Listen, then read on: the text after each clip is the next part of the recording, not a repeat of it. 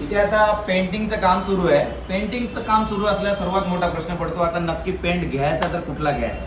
कारण का प्रत्येकाची चॉईस आवड निवड ही वेगळी असते. मला लाल रंग आवडतो तर माझ्या मिसेसला गुलाबी रंग आवडतो, तो मुलाला पांढरा रंग आवडतो. तर त्याबद्दलच आपण आता डिस्कस करणार आहोत. आपण सुरुवात करू पेंट चॉईस. जेव्हा पेंट चॉईस करायची वेळ येते तेव्हा आपल्यासमोर एकच ऑप्शन कॉमन असतं, ते पहा हे अशा प्रकारचं एखादं शेड कार्ड आपल्याला कॉन्ट्रॅक्टर कडून किंवा कलरवाल्याकडून दुकानवाल्याकडून आपल्याला दिलं जातं की हे अशा प्रकारचं शेड कार्ड तुम्ही घ्या आणि ह्याच्यामधले सिलेक्टेड कलर फायनल करा. तर कधीही हे तुम्ही रिजेक्ट करून टाका. हे आपल्याला नकोय, हे त्यांना सांगा हे आम्हाला नको आणि हे पाडून फेकून द्या. आणि कॉन्ट्रॅक्टरला सांगा तुम्ही किंवा दुकानदारला सांगा मला हे कलर पॅलेट पाहिजे एशियनचं. हे बघा हे एशियनचं कलर कॉस्मॉस पॅलेट आहे. ह्यामध्ये हजारो कलर आहेत. आता उदाहरणार्थ तुम्ही घेतलं हा ग्रीन कलर आहे. ह्या ग्रीन कलर मध्येच तुम्ही पाहिलं ना तर ह्याच्यामध्ये तुम्हाला ग्रीन कलरचे 7 ते 8 शेड मिळतात. असेच ग्रीन कलरचे तुम्हाला बघा ह्यानंतर ग्रीन कलर जेव्हा पेंट होत जातो त्यामध्ये किती कॉम्बिनेशन मिळतील तुम्हाला, असे हजारो कलर तुम्हाला यामध्ये मिळतील. तर तुम्ही कधी पण ह्याची मागणी करा. एशियनच्या कलर शेड मध्ये आपण जे कलर पास करू, उदाहरणार्थ तुम्ही जे पण कलर पास कराल 2-4 कलर पास केले तुम्ही याच्यातले. आता इथे बघा ह्या केसमध्ये क्लायंटने किती कलर पास केले, हे एका खेपेतच नाही 1 2 3 4 5 6 7 8 9 कलर कॉम्बिनेशन झाले 2 वेळेला. एकदा जे झाले 4 कलर कॉम्बिनेशन हे झाले ते 4ही रिजेक्ट झाले.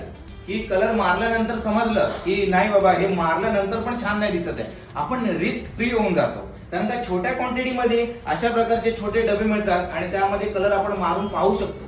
म्हणजे अख्ख्या भिंतीला मारलेला खर्च आपल्याला वाचतो आणि त्याच्यानंतर ते मारल्यावर सुद्धा तुम्ही ती गोष्ट रिजेक्ट करू शकता. आणि आम्ही पुन्हा 4 मारले कलर याच्यावरती, असे मिळून आम्ही 9 कलर मारले. एखादा कलर आपला पास होईल आणि तो आम्ही पूर्ण घराला अप्लाय करू. हे अशा प्रकारचे कलर येतात छोट्या, जे पण शेड तुम्ही पास कराल छोट्या क्वांटिटीमध्ये कलर बनवून दिला जाईल तुम्हाला आणि त्या हिशोबाने आपण छोट्या क्वांटिटी मधला कलर आपण तिथे अप्लाय करायचा.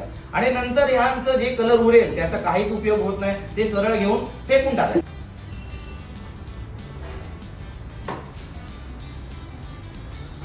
आणि जर जास्तच कन्फ्युजन असेल की कुठला कलर आपला चॉईसच होत नाही, कुठला कलर आमच्या घरी मर्जच होत नाही, आमच्या रूम मध्ये खूप अनेक प्रकारचे कलर पडलेले आहेत, दरवाजाला वेगळा घेतलाय, कपाटाला वेगळा घेतलाय, तर अशा कंडिशन मध्ये तुम्ही व्हाईटला जा.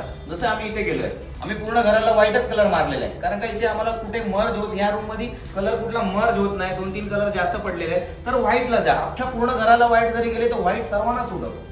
मला पिवळा कलर आवडतो तर मी इथे पिवळा कलर लावून देऊ, पण माझ्या वाईफला आणि माझ्या मुलांना गुलाबी आणि हिरवा कलर आवडतो तर त्यांनी जबरदस्ती तो कलर का बघावा.